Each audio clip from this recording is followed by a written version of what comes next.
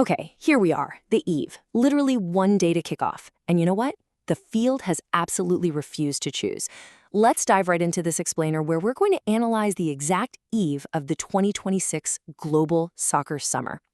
For those of you tracking the underlying structural architecture of this massive tournament, you already know that the moments right before the action begins are often the most revealing. So, we are going to look at the measurable surface data alongside the underlying temporal blueprint to understand exactly where this 48-team field stands today. Because tomorrow at 3 p.m. Central, it all begins. Mexico takes on South Africa at the Azteca. It's actually a repeat of the 2010 opener, and the Azteca is making history as the first venue to ever host 3 World Cups. With Shakira and Burna Boy headlining the opening ceremony with Dai Dai, it is literally a local holiday in Mexico City, and we'll see it broadcast across the US on Fox and Telemundo. Now, before we get too deep into the data, this explainer is sponsored by Sir IFC PFP, which is the premium physical record of the Global Soccer Summer of 2026. So, looking at the big picture, we are standing at a moment of maximum density and, frankly, minimum resolution. Think of it like this massive 48-team cloud that is just sitting there, waiting to fall as rain tomorrow. For the last few weeks, the global prediction markets and structural forecasts have been trying so hard to force a clear leader. But as of tonight, the field has absolutely refused to choose. Part 1. Esoteric Lens, the market at maximum density. Let's kick things off with that exoteric view and see exactly how the prediction markets are reading this specific moment. The summit has narrowed all the way back to a near tie. It's crazy, but Spain and France are dead level as roughly 16% co-favorites on Polymarket. And over on Kalshi, Spain is just barely sitting ahead at 16.5%. But remember, neither of these teams is a lock in a massive 48-team field. They are completely tied at the very top. Now, what's really wild here is that yesterday, France actually had a tiny bit of daylight ahead of Spain. But guess what? That daylight did not hold.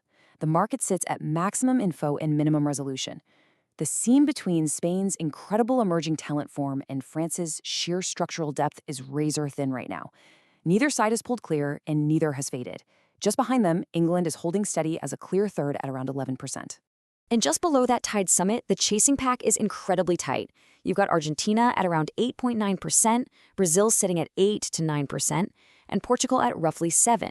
To put the scale of this into perspective, there is over $1.5 billion in volume on the winner alone, and $1.7 billion aggregate pulsing through these markets right now. This isn't just a niche activity anymore. Predicting is actually an official sponsor category now. There are partnerships like FIFA and 80 Predict Street via Dazen and Fanatics.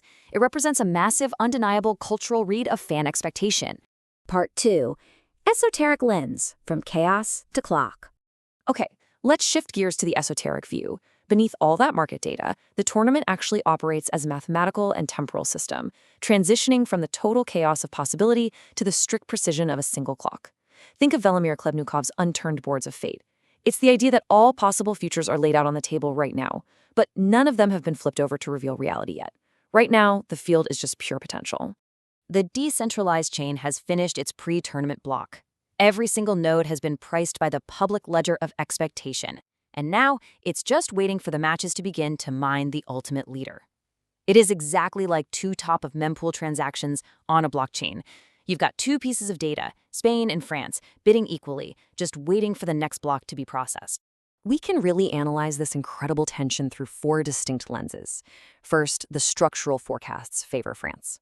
Second, form-based predictions heavily favor Spain, largely based on their recent Euros and emerging talent. Third, the market, as we saw, is dead level. And fourth, foresight points out that the intense travel and fatigue across the vast North American continent will severely cut into overall depth. So, we essentially have 2 strong signals pointing each way. The system is perfectly balanced. Part 3. The Phygital Loop, securing the record. Because this tournament is going to be a temporary, chaotic rush of noise, high-end art collectors are asking a really vital question. What actually survives after the final whistle? To answer that, our sponsor, Sir IFC PFP, has created an exclusive collection of 53 works. That's 48 nations plus 5 bonus editions. When you acquire the digital 1-of-1 NFT, you secure your on-chain provenance, which immediately unlocks a premium physical artifact, a 38-point velvet finish trading card. This right here is the Phygital Loop. You can actually see the first 16 pieces of this collection live right now on OpenSea. It perfectly connects that immutable digital blockchain provenance with a highly tactile physical artifact. The latest drop is number 16, Saudi Arabia, titled Desert Agave. This Phygital approach takes the crossover of tech and sport and elevates the standard trading card into a verified premium collectible for serious enthusiasts. Through OpenSea's make an offer or collection offer dynamics, these are wide open doors for high net worth art collectors who truly value exclusive, verifiable cultural assets across an entire series. Because the Eve makes the record possible, sure, but the collection is where the Eve actually survived. Part 4. Securing the Cultural Archive. This is exactly why this crossover matters so much. Think about it. Mass-produced merch is temporary, right? It eventually fades. But pairing digital NFT provenance with high-end physical velvet cards creates an immutable cultural archive. It secures the long-term history of this exact moment in time. The physical card gives you that tangible premium connection, while the blockchain ensures absolute scarcity and authorship. Just look at this beautiful piece translating DR Congo's national identity into geometric form. It shows exactly how this works. It takes the emotion, the rhythm, and the color of the games and translates them into strict geometric balance. It forms a unified architectural record of this fleeting cultural moment. It doesn't just copy football imagery, it understands the tournament as a system of total popular art. Part 5. The Eve survives in the collection. Tomorrow, the very first whistle blows at the Azteca. And the second it does, the raw, unresolvable probability of the Eve, this incredible moment right now where Spain and France are completely tied and the whole 48-team matrix is sitting at maximum density, it will vanish forever. But as Sir reminds us, art is the instrument. The pitch becomes the canvas. The collectible becomes the record.